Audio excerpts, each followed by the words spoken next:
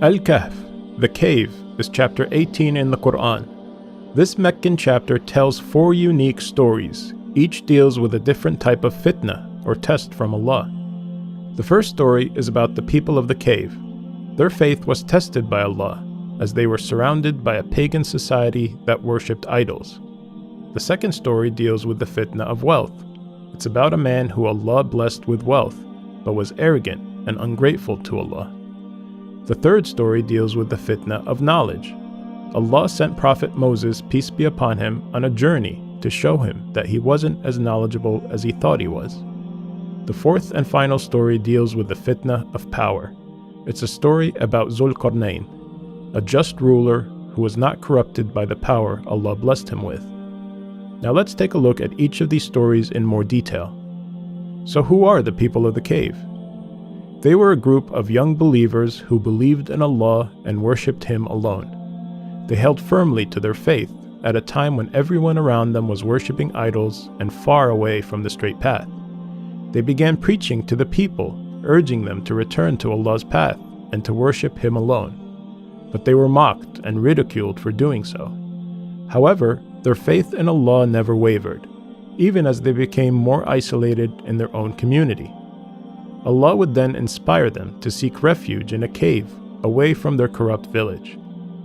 So they took their dog and left their homes and comfortable lives behind and went to live in this cave.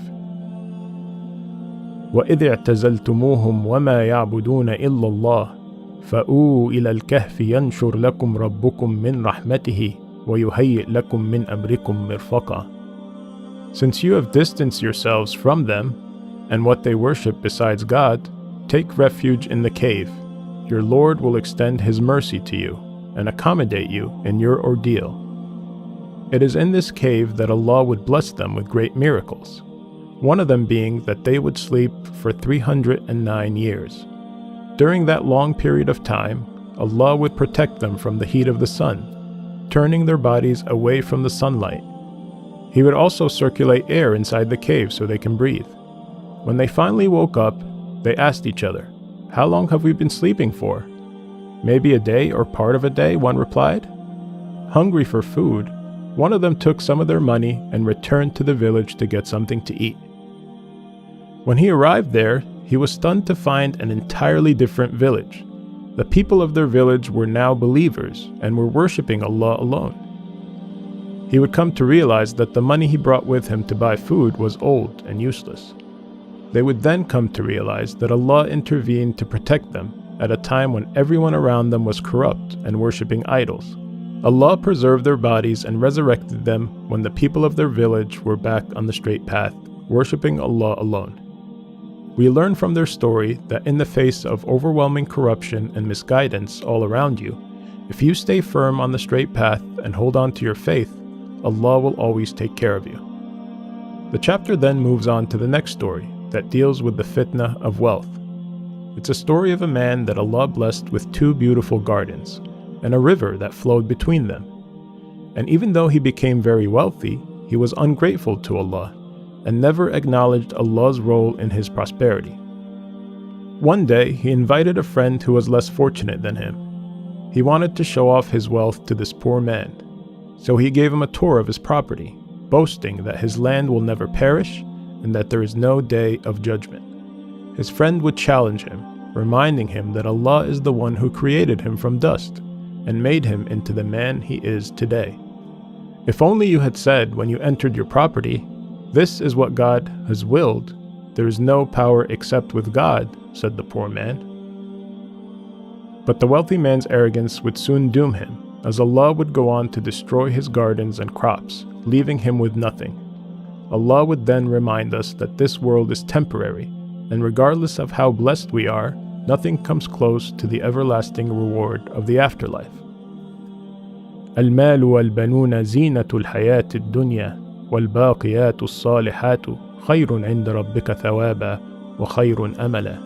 Wealth and children are the adornment of this worldly life, but the everlasting good deeds are far better with your Lord in reward and in hope.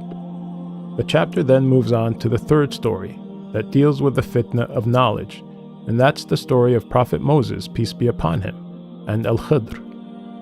A man came to Moses one day and asked, "Who is the most knowledgeable person on earth?" "That would be me," Moses responded. So God revealed to Moses that he was wrong to say that, and there was in fact someone who is more knowledgeable than him. God instructed him to go meet this man, whose name is Al-Khidr, and that he will find him where the two seas meet. So Moses, peace be upon him, took his young servant and set out on this long journey and eventually found the right spot. فَوَجَدَ عَبْدًا مِّنْ عِبَادِنَا آتَيْنَاهُ رَحْمَةً مِّنْ عِنْدِنَا وَعَلَّمْنَاهُ مِنْ لَدُنَّا عِلْمًا. There they found a servant of ours, to whom we have granted mercy from us, and enlightened with knowledge of our own. Moses says to him, "May I follow you, and perhaps you can teach me some of the guidance you've been taught." "You won't be patient enough with me," said Al-Khidr. "And how could you be patient with what is beyond your realm of knowledge?" Moses responded, "You will find me patient, God willing, and I will not disobey any of your orders. Then if you follow me, do not question me about anything until I myself clarify it for you." So they set out on this journey together, and they board a ship. On the ship, Al-Khidr starts damaging the ship, making a hole in it. "What are you doing?" said Moses, peace be upon him. "Are you trying to drown the people of this ship? You've done a terrible thing." "Did I not say that you cannot have patience with me?" Al-Khidr replied. Moses pleaded, "Excuse me for forgetting, and do not be hard on me." So they proceeded on their journey until they came across this boy, and Al-Khidr kills him. Moses protested and said, "Have you killed an innocent soul who killed no one?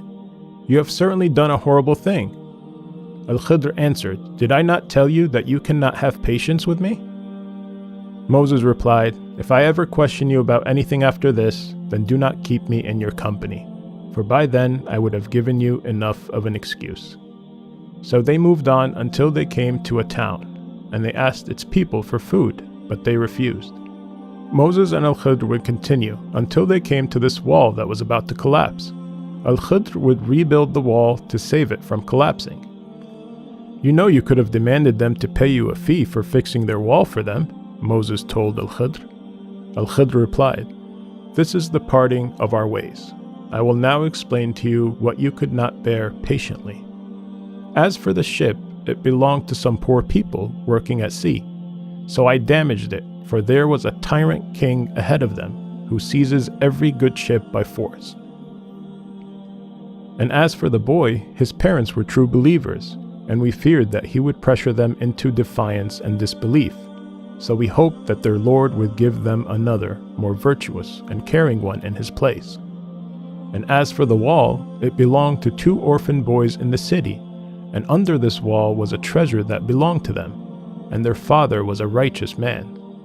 So your Lord willed that these children should come of age and be able to retrieve their treasure, as a mercy from your Lord. I did not do it all on my own." This is the explanation of what you could not bear patiently. Allah wanted to teach Moses a lesson that we do not always have the knowledge of why God allows certain things to happen, things that may appear to be bad as it unfolds, but in reality, it's for a good reason. Now we come to the final story of this chapter, which deals with the fitna of power.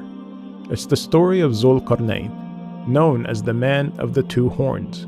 He was a righteous king who traveled far and wide. He was an honorable and just ruler, whom Allah blessed with vast land and tremendous power. إِنَّا مَكَّنَّا لَهُ فِي الْأَرْضِ وَآتَيْنَاهُ مِنْ كُلِّ شَيْءٍ سَبَبًا. Surely we established him in the land, and gave him the means to all things. So he set out on journeys to the far east and far west, where he helped guide people to the straight path, brought them prosperity, and ruled over them with justice. Then he traveled a 3rd course, حتى إذا بلغ بين السدين وجد من دونهما قوما لا يكادون يفقهون قولا. Until he reached the pass between 2 mountains, he found in front of them a people who could hardly understand his language. They pleaded with him to save them from Gog and Magog. Gog and Magog were 2 neighboring peoples who violently raided their village and spread corruption throughout the land. "Should we pay you tribute, provided that you build a wall between us and them?" said the people to Zulqarnain. He responded, "What my Lord has provided for me is far better, but assist me with resources, and I will build a barrier between you and them." "Bring me blocks of iron," he asked the people. They would fill the gap between the two mountains with iron, making it red hot, and pouring molten copper over it, making it near impossible to climb or penetrate.